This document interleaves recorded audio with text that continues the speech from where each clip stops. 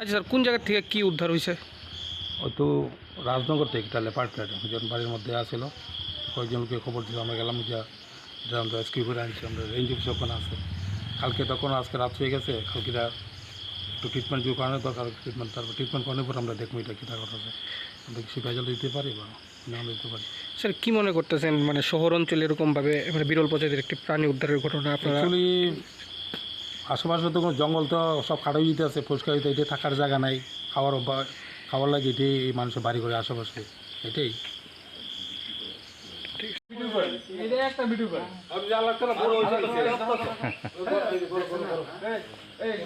এটা হাত লাগছে